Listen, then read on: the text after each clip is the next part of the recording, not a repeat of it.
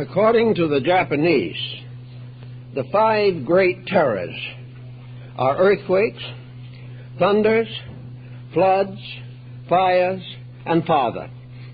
And to most of them, I imagine, father is the principal cause of anxiety. But these people, incidentally, have on average from 1,200 to 1,500 earthquakes a year. Therefore, it is only natural that they've given some thought to the matter. And while their thinking is perhaps a little empirical, it may be well to consider it for a moment and see if we can learn something that is a little different from the present approach to the problems of these seismic catastrophes. The Japanese believe that earthquakes are caused by a catfish. Now, this is perhaps an exaggeration, but it is called the pivot fish, and it is somewhere asleep under Japan. And every once in a while it wiggles and shakes its tail, and down comes a city or two. And this has resulted in a peculiar love for catfish. About 6 months ago, there was a prophecy in Japan of a serious impending earthquake. What happened? Everybody that could do so bought a catfish. Instead of moving or anything of that nature, they found either a little pond or a bowl or a tank or something and put the catfish in it. And thousands of years of experience has taught them that the first thing that will note or register an impending earthquake is a catfish. The moment that fish gets excited, hysterical, wiggles around and tries to jump out of the tank, every one of the villagers head for the bamboo groves. They know an earthquake is coming, and it comes. Now, this led to a series of interesting experiments concerning the possibility of the foreknowledge of earthquakes. We are inclined to suspect at the present time that sonar or radar or something of that nature is the factor that causes animals, birds, and other non-human creatures to have better awareness of earthquake difficulties than the average human being. But in the Orient, there's another factor involved that seems to be worthwhile to consider. Some years ago, about the middle of the 19th century, a Japanese watch repairer had the habit of hanging the small parts of a watch's mechanism on magnets to keep them so he could get them when he wanted them and they wouldn't get lost or disappear. One day, while he was hard at work with one of his watches, all of these magnets discharged the pieces hung on them, and there was a little crash of small parts falling on his workbench. He didn't pay much attention to it at that moment, but about 10 minutes later the earthquake hit. So this began to be a matter of consideration. The villagers picked it up, and they had an earthquake alarm that probably is one of the earliest that we know. This consisted of a large iron ball hung from a magnet, and below the ball was a bronze or iron dish, large, like a great boiler. And the warning was that if the ball dropped on the metal dish and made a loud noise, it was a good idea for the people to head for the bamboo grove. Why the bamboo grove? Obviously because the roots of the bamboo knot into tangles that are so tight that the ground can open under them and the roots will hold up anyone who is hanging onto the roots. So this was a way in which they began to experiment with earthquake phenomena. And of course, with the susceptibility of that country, such research and such study was certainly important. It may be that, like acupuncture and several other Oriental methods of handling situations, we will ultimately have more interest, not necessarily in iron balls or detached magnets, but in the general theory that they have, namely, that an earthquake is always heralded by a form of natural magnetism being disarranged. This disarrangement, however, is not followed instantly by the earthquake. It may be followed within an hour or so, or it may be followed the next day. but the warning is almost always ultimately met with an appropriate termination. There is an earthquake. Years ago, it was noted that animals had peculiar ability to anticipate earthquakes. There was a very important quake off the coast of Peru, and a large part of the coastline fell into the sea. This coastline had for years been a grazing ground for cattle. They grazed free in this area. When it fell off into the sea, there was not a single head of cattle lost. They had all quietly left. And many other such accounts are known to anticipate the possibility that earthquakes are perhaps a magnetic phenomena, as well as possibly a physical one. Some have assumed, and there's been some scientific support for this, that an earthquake begins in the heavy-side layer of the atmosphere, that it is very much like a discharge of lightning. It is something which, as energy strikes an area where the fission lines of the planet are particularly susceptible. This blow, this stroke of energy, results in a motion of the physical earth. Now, trying to work out some of these mysteries, we go back to Plato's account of the sinking of Atlantis. He was very simple in his repetition of the information received from Solon, who in turn had gained it from the Egyptians. According to Plato, the great Atlantic catastrophe was a punishment for sin. It was the way in which the gods avenged the abuse and misuse of the privileges and powers which they had bestowed upon mankind. The corruption of human usage, the misuse of earth energies, the pollution of earth's resources, we would say could, in the end, of course, bring about such a disaster. But to the Greeks, it was not only brought about, but it was ordered, arranged, and fulfilled by divine will. The gods were responsible for punishing the guilty. Looking into the problems as we know them in our daily life, the ancients, particularly following the Hermetic disciplines, believed that the microcosm, which is man, was a miniature of all other things that exist in nature, and that the human being was the most available textbook for the study of any type of phenomena that can arise in the larger environment. We know very much now concerning the causes of sickness, not all, but quite a bit. We know also the effect of dispositions upon health. We realize how the abuse or misuse or corruption of human emotions or thoughts will ultimately destroy the body. We also realize how excesses and the abuse of the natural resources of the body can result in premature infirmity.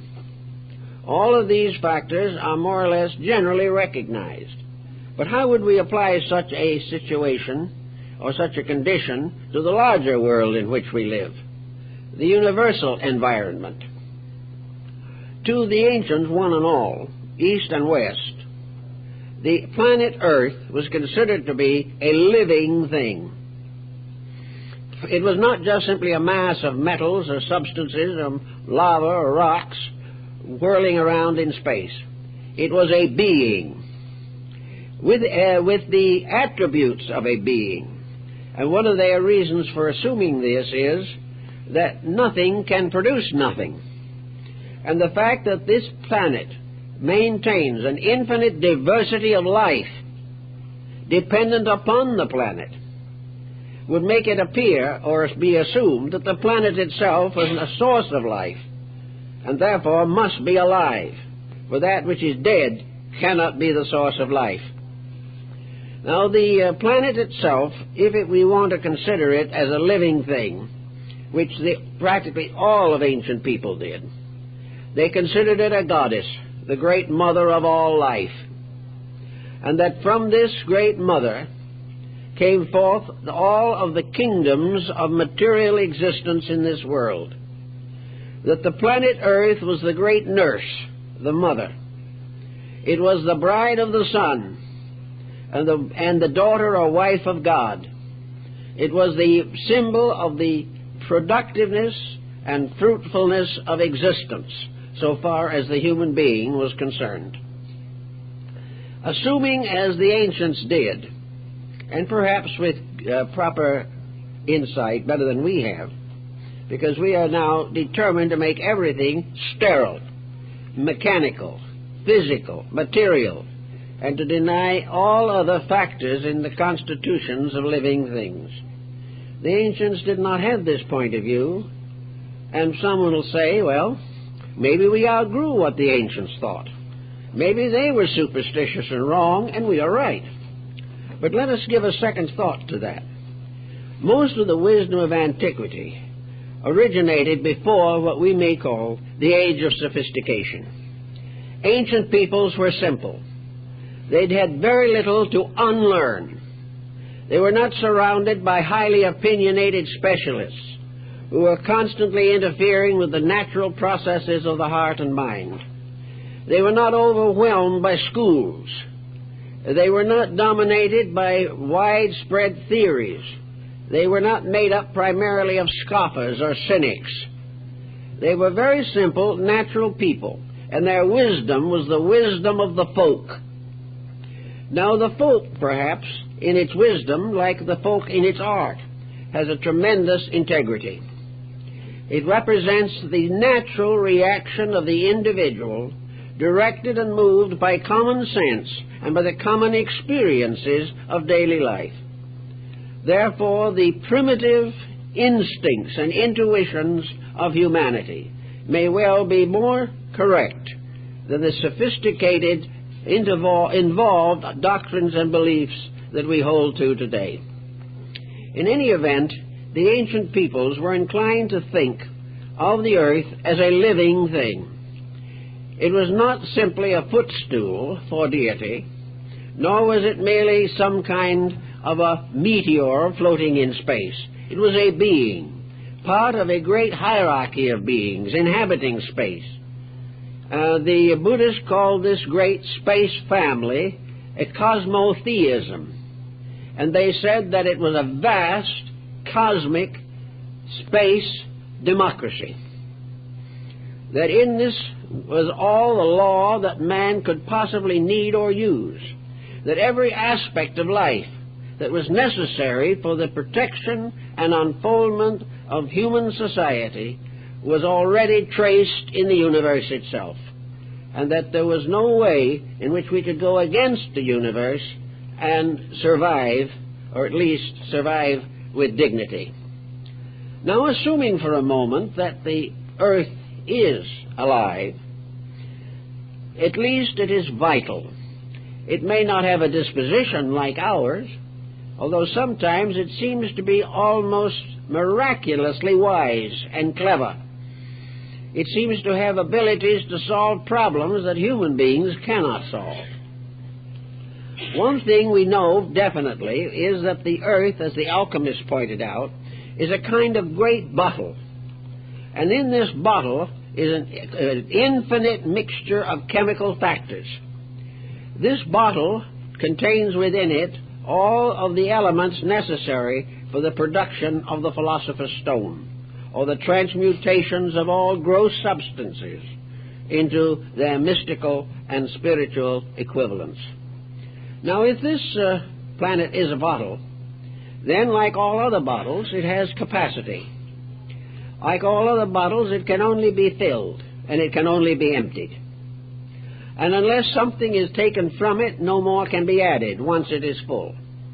And if there is no source for the replenishment of the contents of the bottle, then when it is empty, that is the end.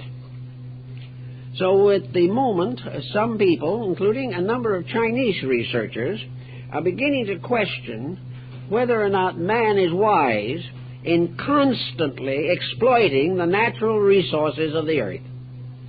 Is it perfectly pleasant, happy, safe, and sound, and quite in the order of things, to drain out petroleum? Is it proper to go on mining for the natural metals and elements of the earth? Is it possible to go through all kinds of processes of transformations resulting in corruption of the atmosphere and pollution of the water? What are we doing to this tired old person that we call the earth? If it is really a person, it is in a pretty poor shape, and is getting poorer all the time. Now we know that the gravitational pull of the earth and its relation to the sun and the orbits of the other planets, that these are controlled factors. And these controlled factors, in all probability, depend upon the internal construction of the earth itself. It has to have certain polarities. It has to have certain resources in order to remain in its orbit as it should. If human ingenuity depletes the natural resources and energies of the planet until nothing remains, its fertility is very apt to be destroyed, and it may sometime, like the broken planet, which is now called Lucifer, be disintegrated in space, because it has been exhausted of its resources. Come down to the human being. It may be occasionally necessary for a man to give a little blood to a neighbor who is in trouble, so there's a blood transfusion. But if this individual was required to give transfusions every day throughout his life, he'd be dead in a few weeks. And if we take from the earth the vital necessities by a kind of transfusion and then dissipate them in our own industrialized culture, we are ultimately going to land in a very serious disaster.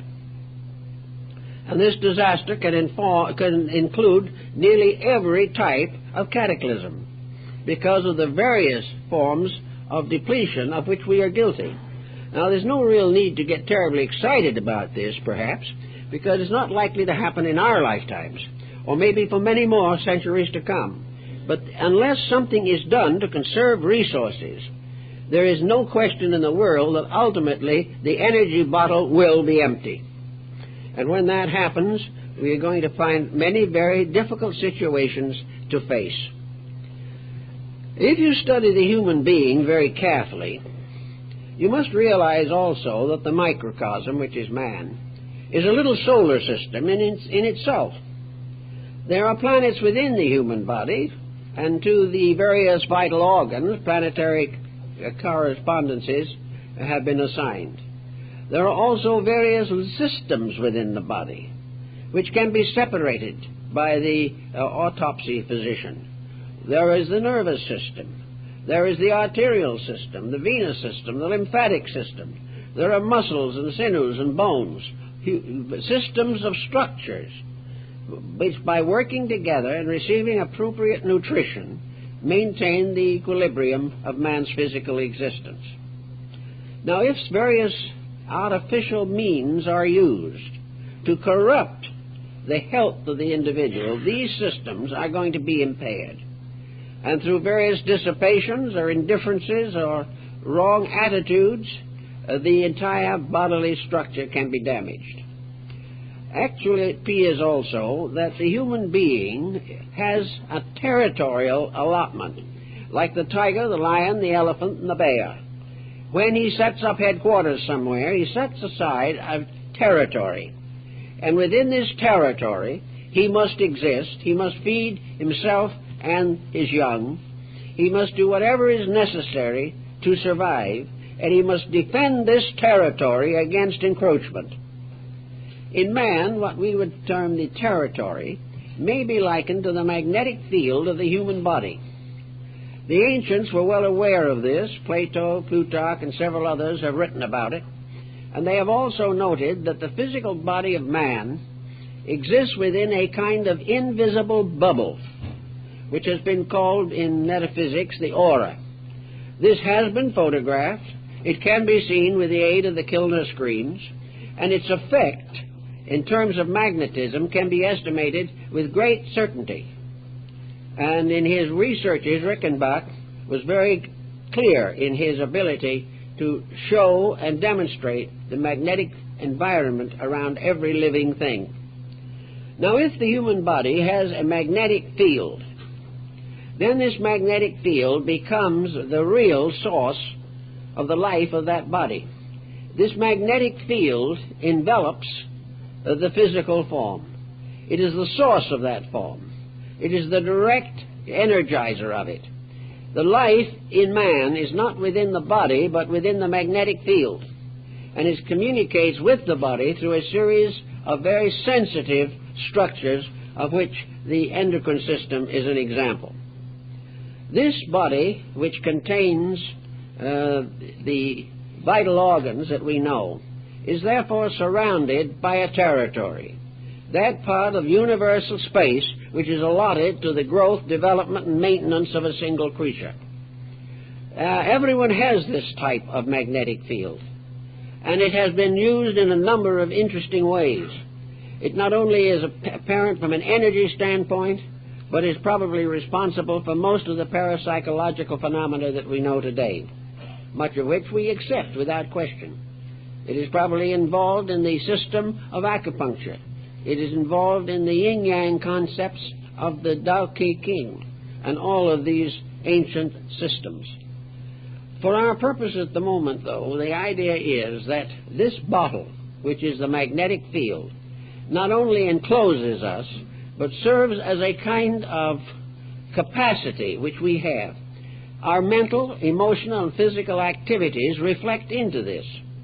Our thoughts go into this magnetic field, change its color, change its structure, and can in many instances damage it. Our emotional pressures do the same thing. And photographing and studying the magnetic field, as Kilner did, reveals clearly that the emotions and attitudes of persons change the colors of the magnetic field, change the vibratory rates of this auric structure in which we exist.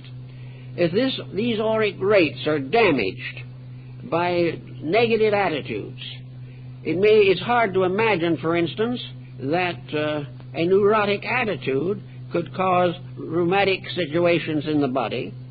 It probably couldn't unless this attitude went first into the magnetic field and then was then siphoned into the body through one of the endocrine glands. In any event, we have a physical body that is extremely sensitive to the law of cause and effect. Every attitude that we have has its own life principle. Words and thoughts are living things, and they feed into the magnetic field, and from there are fed back again into the body of the person. We find the same type of problem in smog. The Earth's atmosphere accepts the smog of industry and then returns it with interest, bringing with it a condition which is desperately dangerous to human survival. The same way with all of the inventions and discoveries of man. Everything by which man endangers the integrity of his own integration is dangerous to the common good and to his own personal survival. So in this magnetic field there is a chemistry constantly going on. And this chemistry does react into the body. And a series of wrong attitudes will result in a detriment to the physical form.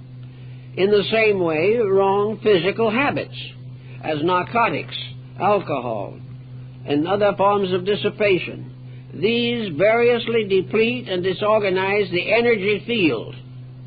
And when the energy field is sick, it is very difficult for the person to break the physical habit, because the habit is not in his body, but in the magnetic field where he has built it up by constant repetition of the mistake. So we have this to think of in human beings. Now let's move this out into the universe. Let us assume, as Ptolemy pointed out, and most of the ancients, that the Earth has a magnetic field, that this magnetic field surrounds and involves the substance of the planet and carries within it not only its own impressions, but a certain contribution that is made from other magnetic fields. Energy enters the human magnetic field through the crown of the head and above it, and goes out at the bottom. The planetary magnetic field is nourished through the polar cap at the north, and the excretion of destroyed, disintegrated, or useless material is through the south polar cap. The aurora borealis and the aurora australatia are evidences of the motion of magnetism through the earth. And sometimes this motion is extraordinary. Then we see that the earth itself is a kind of bottle, contained within a larger vessel, which is its own magnetic field. And everything that has to do with the preservation of the earth itself, everything that has to do with the development of the earth and its various policies and processes, these things take place within the magnetic field, which incidentally extends beyond the orbit of the moon. Therefore, the solar energy entering the Earth's system also comes in through the polar region, which was supposed to be the abode of the gods and the Mount Olympus or the Mount Meru or the Simuru of India. It was from the north, therefore, that this energy flows in through the sacred island of the Gobina. So we have a great magnetic structure here, which is being continually influenced by human activity. Now we know that the human being is a comparatively small fraction of Earth life.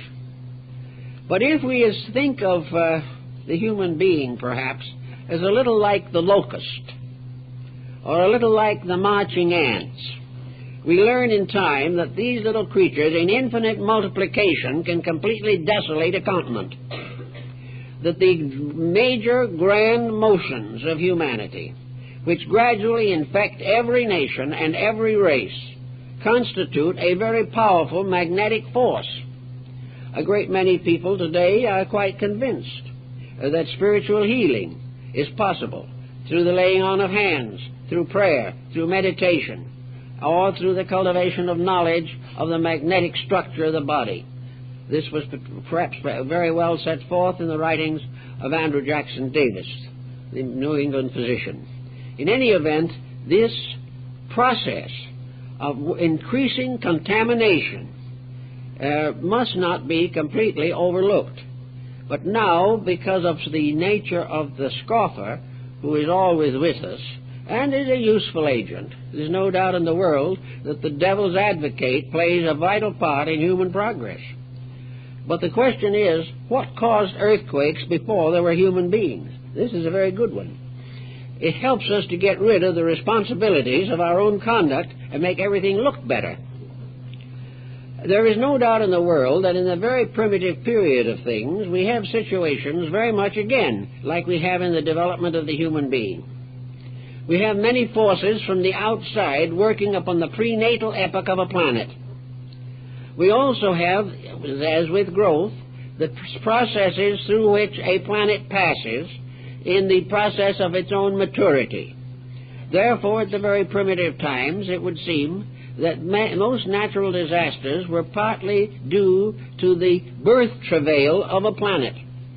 That these disasters resulted from the constant bombardment of this planet with the forces that made it into a planet.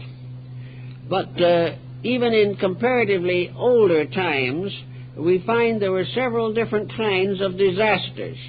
One might well be the one that we find in the human being, where heredity becomes a disaster. We know that the life principle of the planet lives here, but was carried here from another location in space. This is merely an incarnation of an entity, this planet. This incarnation had its own karma. It had its own problems to work out. And this is true also in various kinds of birth problems that we have and note at the present time. But actually, the obvious solution seems to be that before the planet was inhabited, there were no creatures as we know them to be affected by these transmissions of energy. Therefore, no one was hurt, no one was killed, but the planet in its great processes of integration went through these formative periods. Back as far as history, however, goes, two processes go side by side. One is human corruption, and the other is natural disaster. They are intimately related from the beginning of human thought. And we know that a great many ancient peoples were troubled by earthquake phenomena. Unfortunately, we have very few records of very ancient earthquakes. The most ancient that we do have records of are in the records of China, which kept these accounts more closely because it carried them into its astronomical system and was already aware of the cycles of the year and the great Plutonic year. So the problems that we face are very largely those which involve humanity as it is at the present time. We know, for instance, that a few terrorists or anarchists or even an individual who is corrupted can cause a tremendous amount of world damage. A few discontented, uninformed or misinformed human beings can bring terror and sorrow to the lives of millions of people. This type of phenomena seems also to be carried into the earth structure, and there seems to be no reason to doubt that human attitudes do have an effect upon natural phenomena as well as social and political phenomena. If the selfishness of people can cause nations to lose their individuality, and great and powerful states usurp the privileges and rights of smaller but equally meritorious peoples, then it is obvious that a small number of persons can produce a startling and dangerous physical phenomena. And this is likewise true if we think of the larger things. The attitudes of 4.5 billion human beings brought together in various patterns and around various confusions can certainly damage the Earth's atmosphere and affect its magnetic field. That which we can allow to be affected by smog or water pollution would be the atmosphere, but that which is affected by psychic pollution would be the magnetic field, and both will be subject to trouble and even the cause of further trouble unless the conditions are corrected by proper and watchful guidance. The answer again in this matter seems to be very simple. There are laws governing life. When we break these laws, we bring upon ourselves inevitable retribution. This was the concept of Plato and the New Atlantis. We cannot misuse without suffering. Now, the ignorance of very primitive people caused their abuses and misuses to be comparatively simple. They made their mistakes. They invented clubs and bows and arrows and slingshots, but they were comparatively sparse in number, and at the time probably at which the prehistoric man was most dangerous to himself, the population of the earth probably was less than 50 million human beings. Today, it is 4.5 billion. This tremendous increase also increases the effect of human attitudes upon the planet, causing it to become more and more involved in the various processes set in motion by human activity. Actually, therefore, it's not surprising to find out that earthquakes have been rather frequent recently. They have always existed in fair numbers, and mostly they follow a certain cycle or circle of location. Most of the great earthquakes of the world have been Asiatic. They have also been along the great cycle which we call the Circle of Fire, which bounds the Pacific Ocean. In these areas, earthquakes have always been comparatively frequent. Actually, however, we do not realize just exactly how serious or how constant the damage is. According to available statistics, in the present century, between 1901 and 1982, the loss of life by earthquakes on this planet has exceeded 1.5 million. This tremendous loss of life by this one cause alone is a cause of considerable thoughtfulness.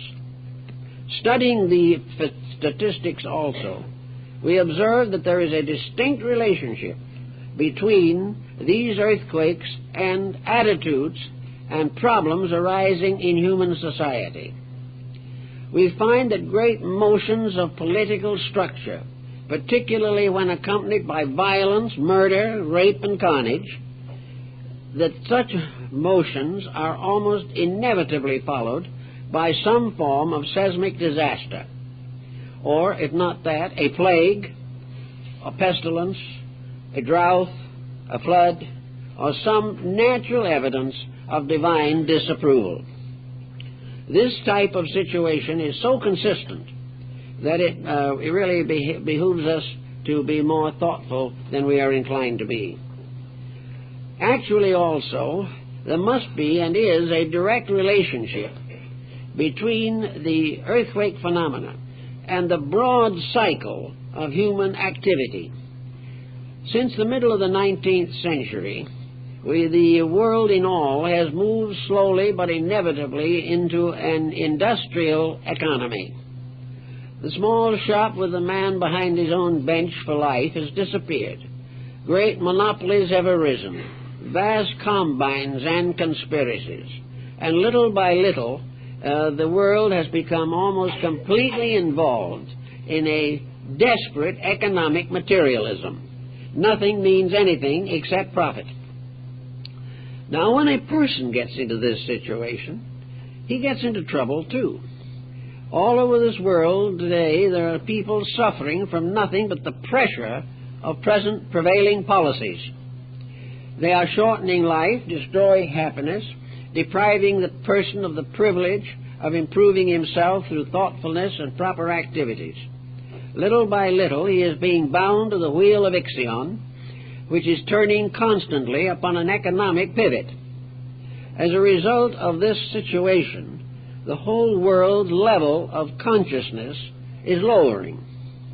Now, this in itself, of course, is part of natural law, because the lowering of these cultural levels also produces discords, unhappiness, misery, privation, sickness, mental and emotional breakdown, the increase of crime, and the shortening of life expectancy.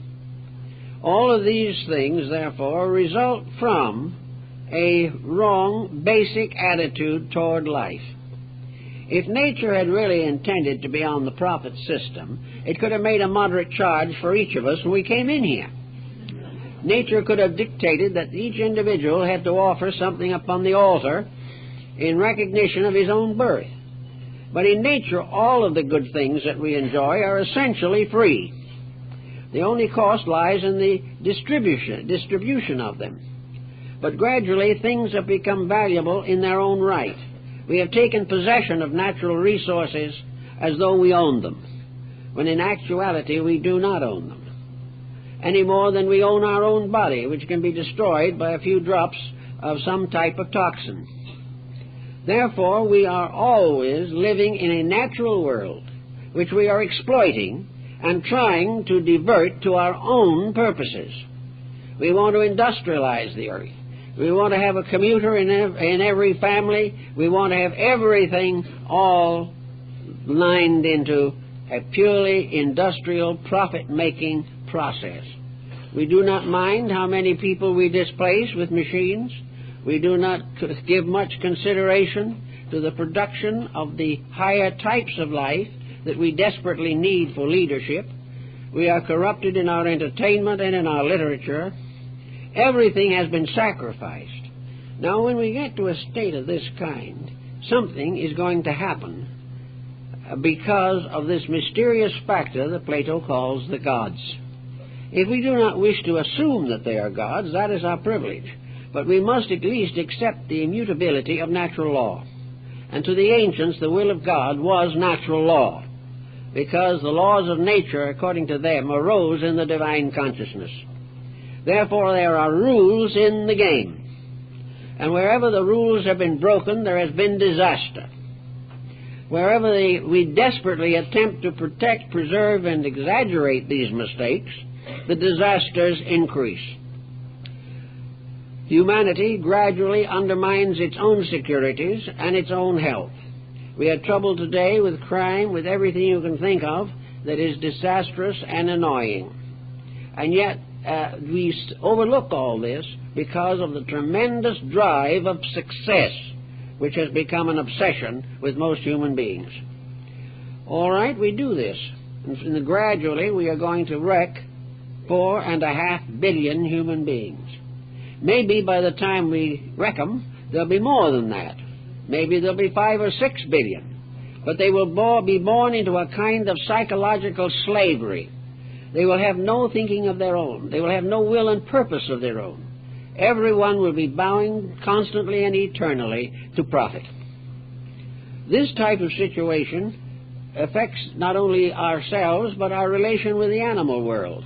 We are completely disturbing our ecology. Everything there that nature set up as the chain of nutritions, the change of propagations, all these things are being disrupted, endangered, and nullified.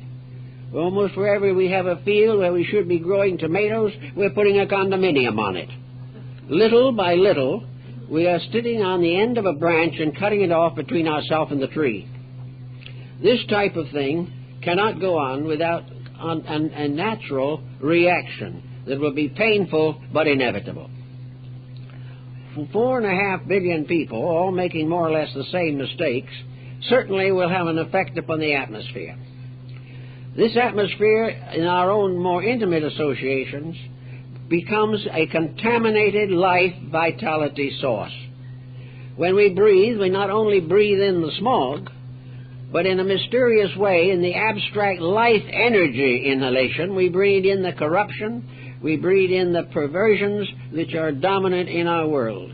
Our very water, earth, air, all these things are affected adversely by our own ignorance, stupidity, and avarice.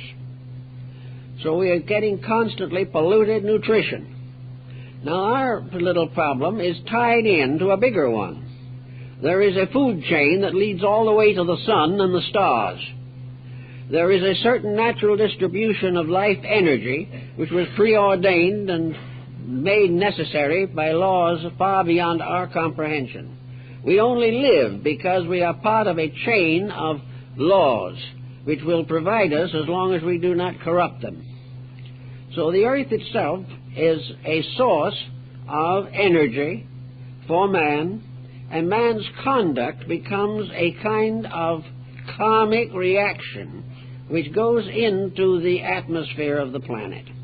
The magnetic field of the planet is much more subtle than the physical. In the physical field, we are polluting it day and night. In the more subtle ideological fields, we are also polluting those day and night.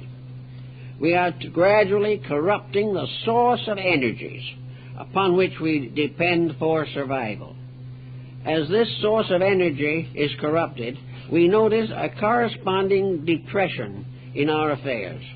Obviously, the highest forms of our energy supply are the first to be sickened. The more attenuated, the more subtle, the more difficult, the more rare and valuable perish first. Therefore, little by little, the mind loses the power for the higher phases of thinking which are so necessary to it. The emotions lose the nutrition which breeds love and friendship. The body loses the energy to recuperate from pressures. And on all these levels, we have tried to substitute artificial factors for the natural ones. And whenever some essential function fails, we try to remedy it through medication, psychoanalysis, or something of that nature. Now, when you get this 4.5 billion, plus the sickened bodies of all the other kingdoms that have been made sick by us, and pour all this corruption into the energy and magnetic field, it is assumed that by the circulation of the solar energy, that this can be all purified, just as we would have it in the case of the earth. But the sun was not given to us primarily to be the head of a sewerage system. There are certain inevitable natural wastes which the sun can control. There are certain psychological wastes which are suitable to be controlled by the lunar ray. But there are many forms of artificial corruption pouring out into space all the time from this busy, dizzy little planet, which will make it very difficult to permit the proper distribution of the nutrition chain, so far as we are concerned. As this process goes further and further, and we dig more and more deeply into the earth, depleting its resources, we don't realize what some of the ancients knew, namely, that man is connected to the solar system by planetary polarities and metallic elemental polarities in the earth. In other words, in order for the rays from its outer space to reach us constructively, there has to be a polarization of those rays in the planet itself. And for these rays from the planet to reach us, there must be a personal polarity in each of us to receive all of these energies.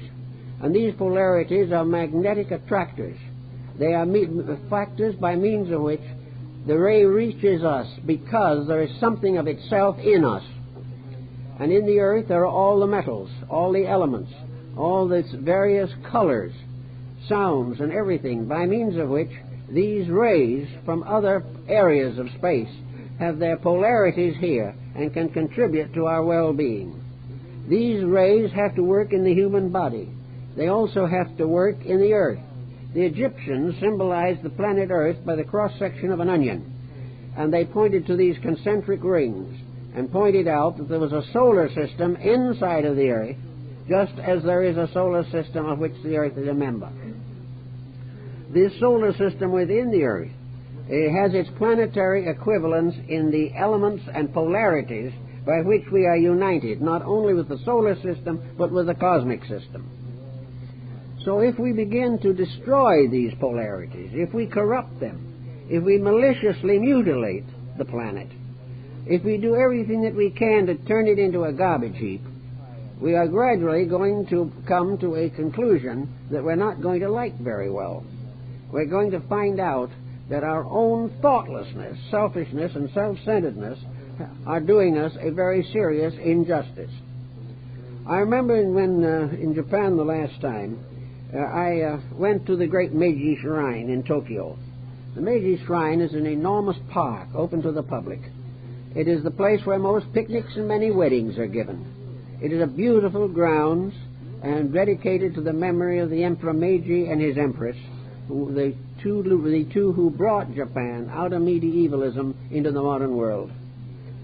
If you walk along there, you will notice that while there are thousands of people picnicking and enjoying it, and children playing and everything you can think of, you will never see a scrap of paper, an empty can, one single bit of rubbish in that park.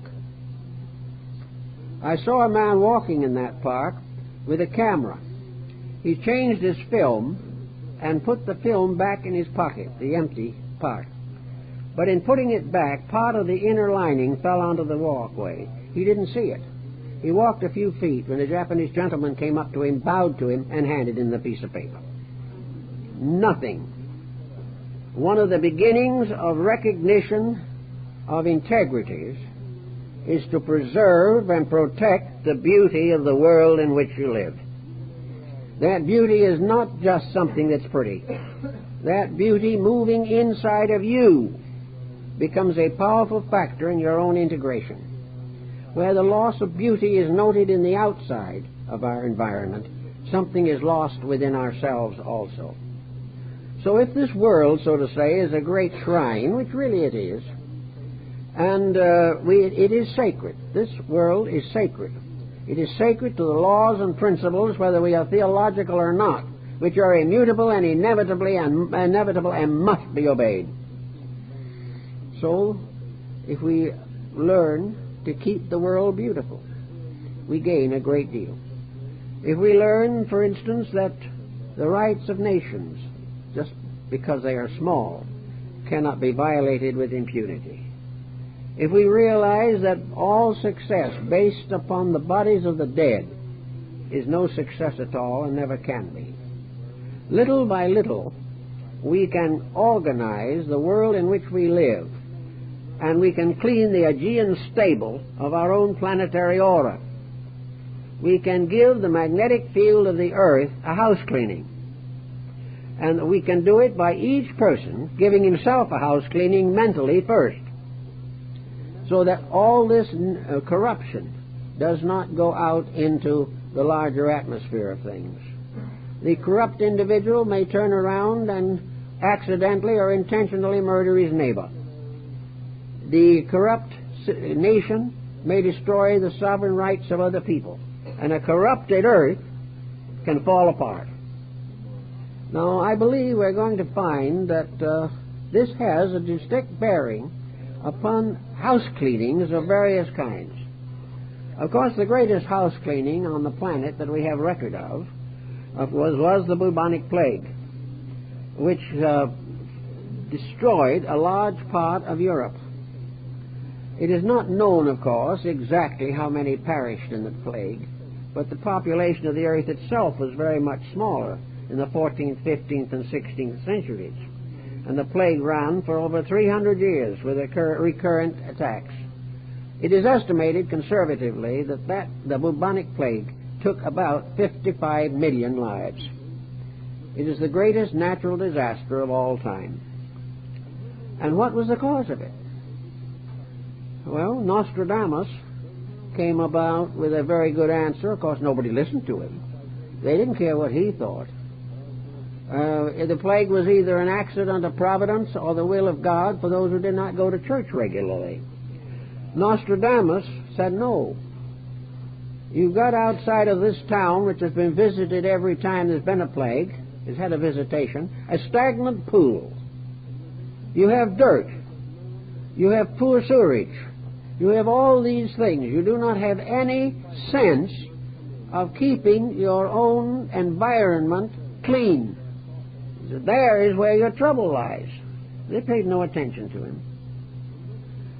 Finally, it was discovered that the plague was carried by rats, infected rats.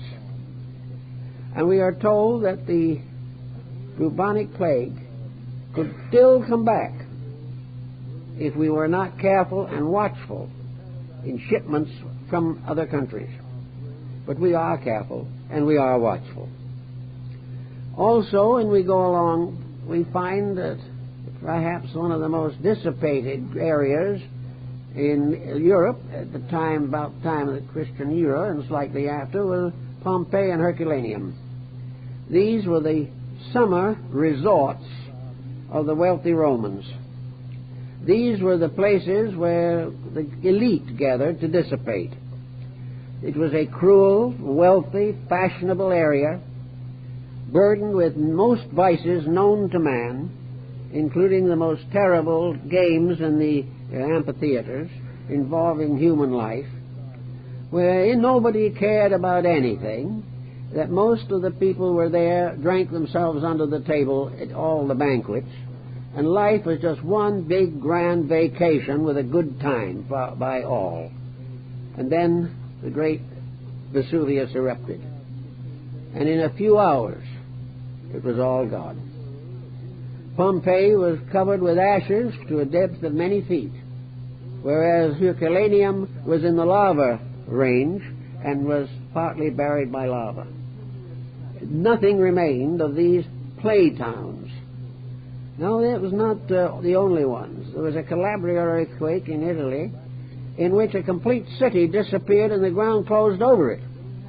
And travelers a few miles away saw the city and then saw a great cloud rise in the air, and when it settled, there was simply no city, not even a ruin. The earth completely closed over it.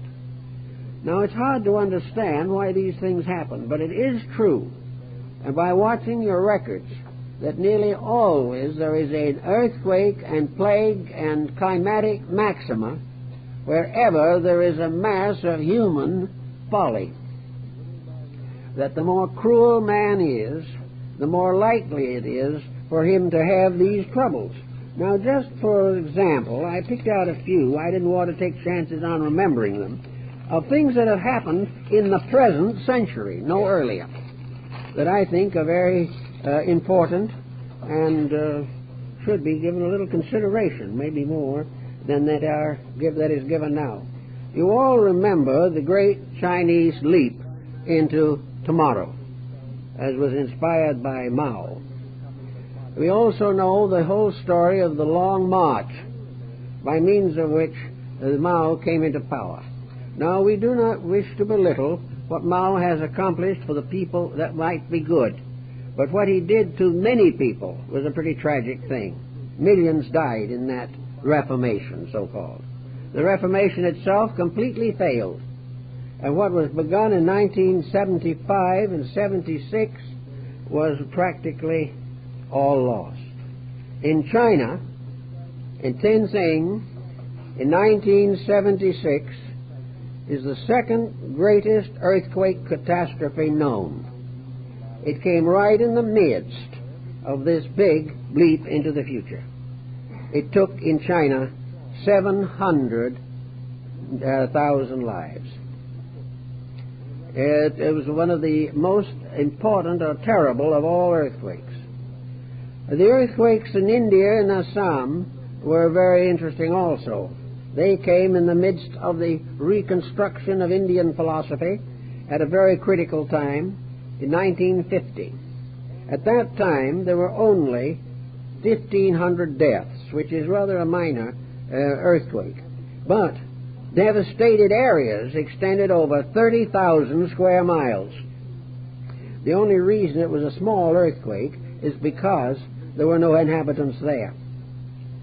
In the 1920s, when China was emerging in the formation of its present government, there was the Gansu earthquake in 1920 that took 180,000 lives.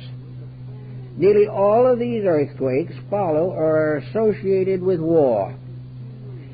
And they are very much increasing now in areas where all this disturbance is occurring. We might note that in 1978 in Iran, there was a serious earthquake that took 25,000 lives, and since that there's been another one. The revolution and the earthquake seem to be closely related. All the mysterious sorrows and tragedies of Latin America may be understood in terms of earthquakes. In 1960, for example, there was a series of earthquakes within a day or two of each other that struck Chile, Japan, and Hawaii, with a property damage of 650 million. Now, of course, that time and the ones that have followed are accompanying the tremendous outbreak of violence throughout the Latin American countries. The moment we break the peace, we either have plagues or crop failures or earthquakes. And maybe that's because we've entirely lost all of the terror for father. We are not doing any of the things that hold a world together.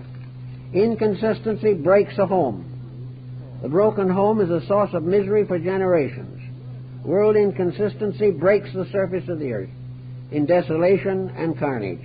And this goes on and has results for ages to come. We are still fighting the consequences of the wars of Caesar and Alexander. And for a long time to come, we will fight the wars of Napoleon and Hitler.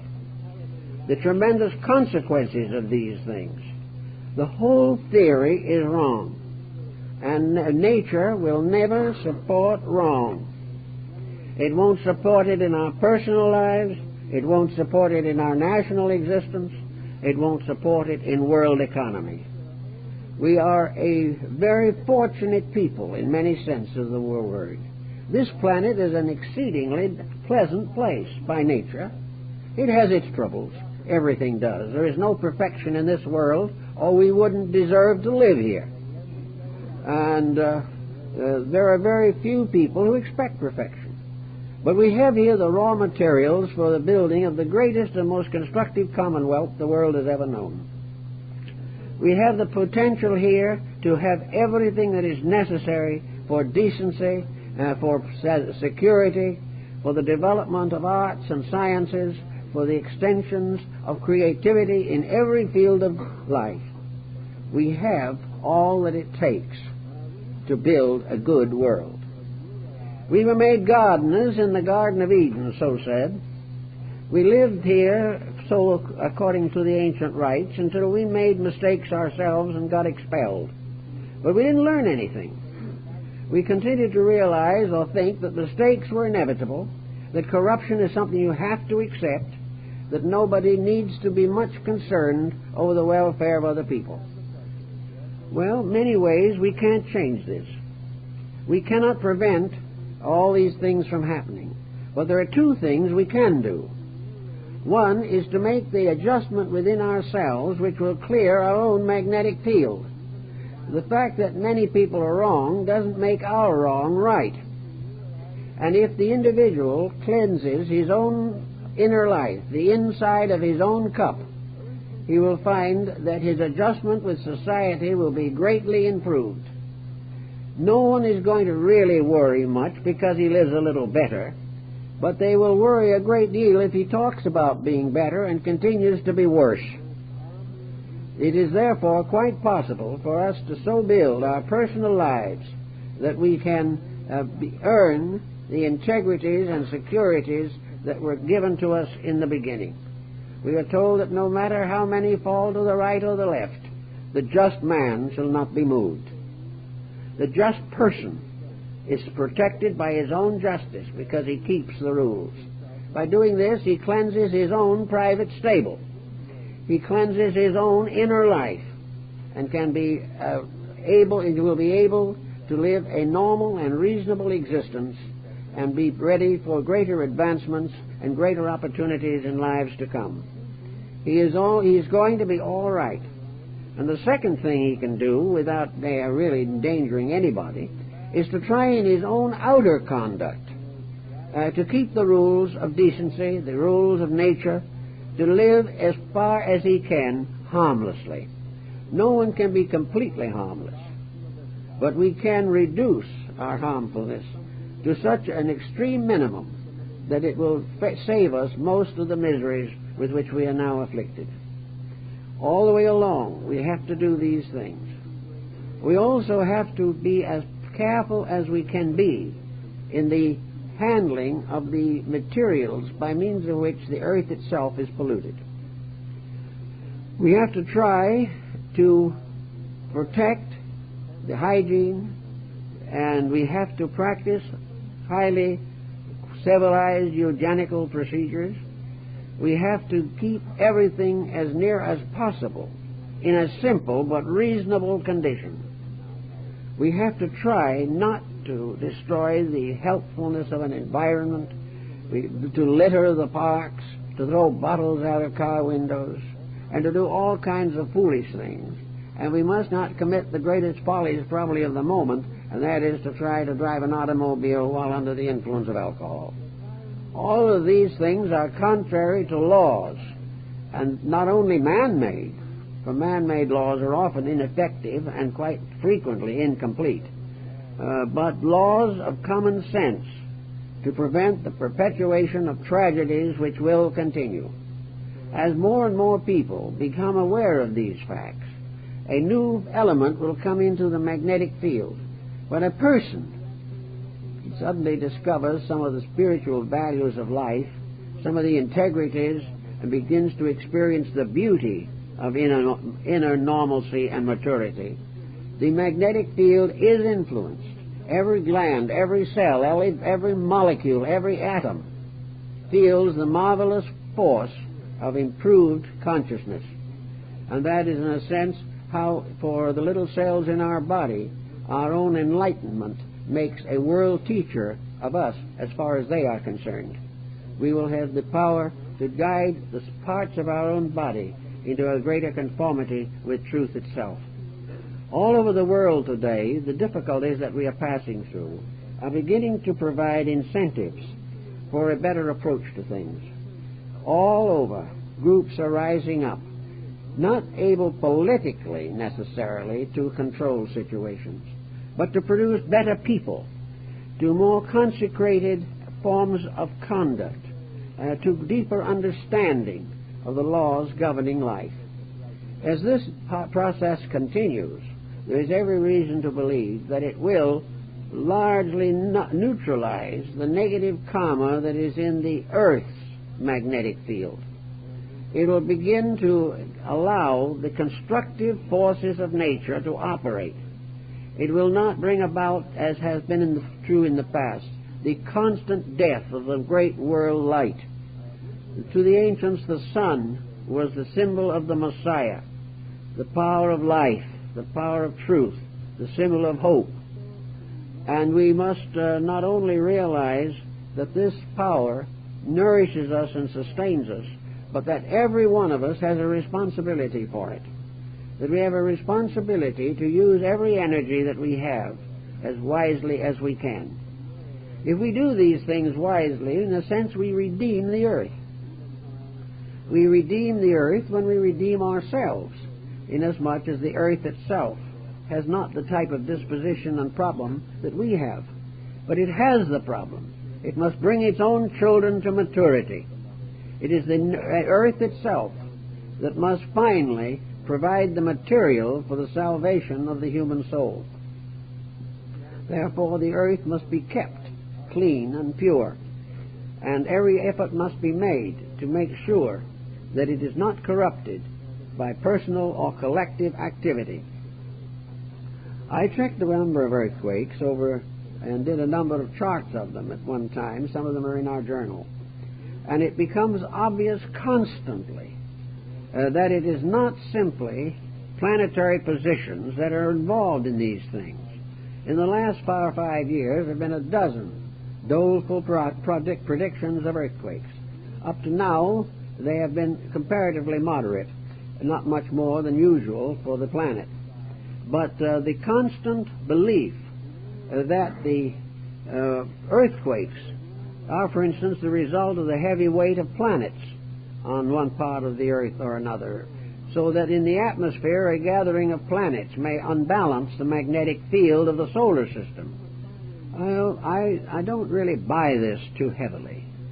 I feel this way, that if there is a heavy burden of planets, if it is true that there are definite alignments, these are potential causes of something. But these potential causes will not produce their effects unless they operate upon an appropriate medium. If psychologically, mentally, emotionally, physically, geographically, economically, in all these ways, we're all tragically poised on the edge of disaster, it is quite possible that a couple of rays from Jupiter or Saturn might finish off the trick. But if we are not deserving some form of catastrophe, we won't have it.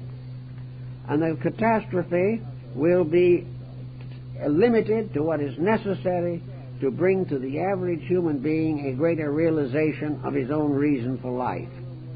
Catastrophes carry persons out of incarnation, but catastrophes have never killed a human soul. They have never destroyed. They have merely taken away bodies which for the most part have been abused, misused, and neglected.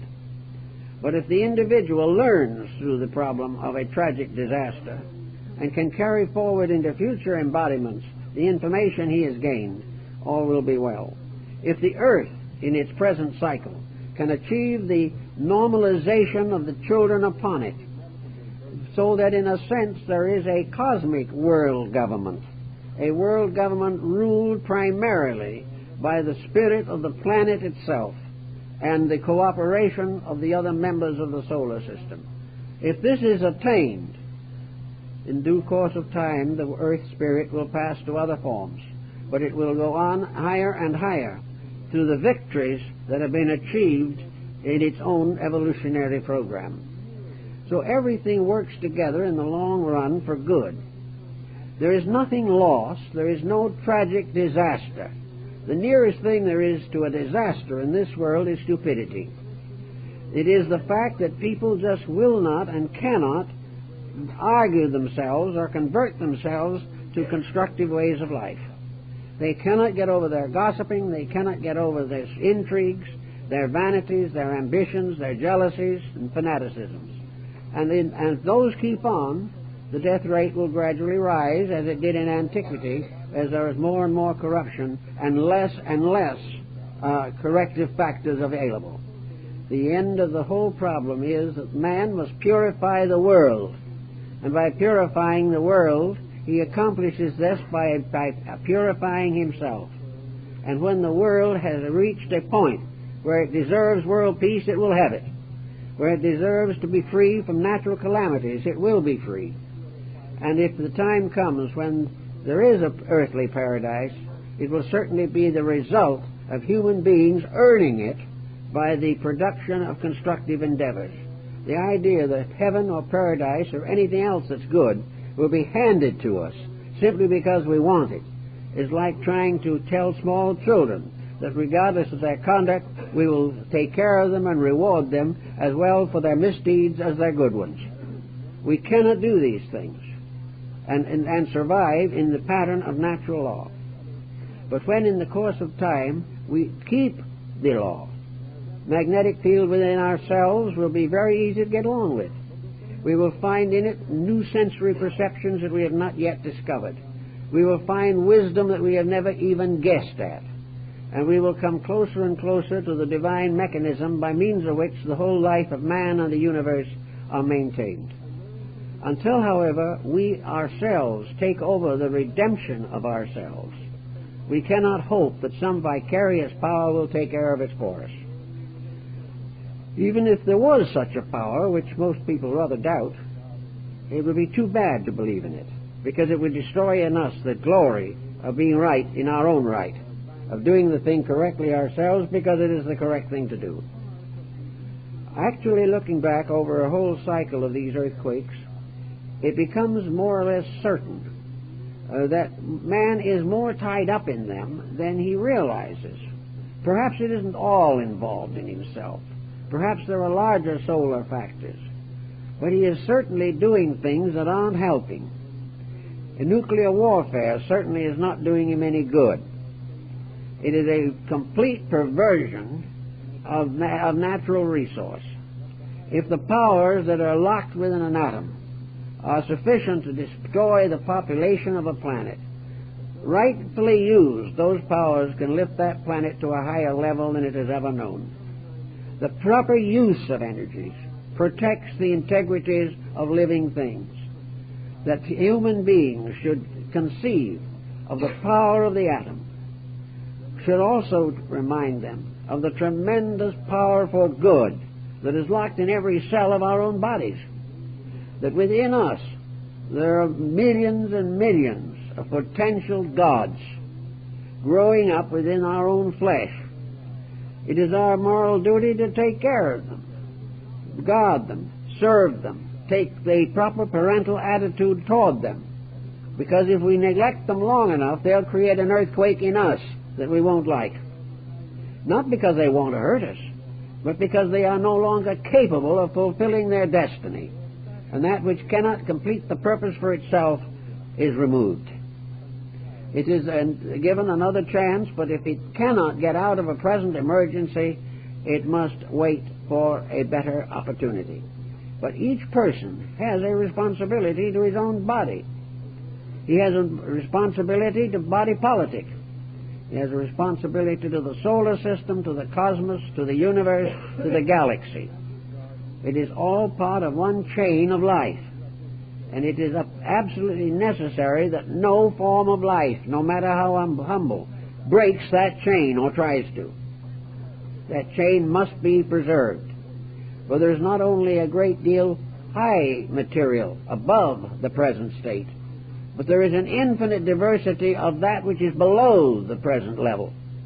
There are more forms of life that are still below us in evolution than there are above us, perhaps. When we happen to realize that the population of the earth is completely overwhelmed by the number of one single insect that exists. This problem of the broken chain not only damages us, but contributes to the detriment of every form of life below our own. The minerals, the plants, the vegetables, the animals, the molecular, all these things are damaged when we break the chain of integrities. And wherever the breaking of the chain takes place, there is a shuddering in space. There is an emergency. There is a condition which requires drastic treatment. And if this drastic treatment, it takes the form of earthquakes or other natural catastrophes, they can all be traced to some type of mistake that man himself makes and perpetuates in his society. Long ago, there was a very serious flood in China. And the Emperor of China wanted to know how to solve it. So he sent for a great architect. And the architect said, "Your Majesty, The people along the shores of the Yellow River try to protect themselves against floods by building dikes and filling earth bags and making embankments and filling sacks with sand and doing all kinds of things like that to build a wall against the water. It has always failed, and it always will. There is only one answer to your problem. Don't make the wall higher. Dig the bed of the river deeper, so that the walls of the natural wall of the river will protect the communities. And within our lives, there's no use building more and more defenses against the problems we face. Instead of building excuses and trying in one way or another to exonerate ourselves from our own natural infirmities, let us not build more defenses against problems, but let's build the bed of the river deeper. Let our own wisdom, our own integrity, enable us to use nature's own way to protect life and liberty and the pursuit of happiness. If we will do these things, we will in due time bring about the goals we seek. And today there is a new movement in that direction. There is a great searching, and gradually increasing integrities will bring about the restoration of all things. We need this restoration, and until we get it, nature will give us nudges every little while. It will keep on telling us that we're not doing what we should be doing. And as long as we fail, we will be subject to the emergencies not of an avaricious or a vengeful deity, but the emergencies of a law violated through ignorance or selfishness. So if we work all these things together, I think it'll probably come all right in due time. I guess that's all for this morning.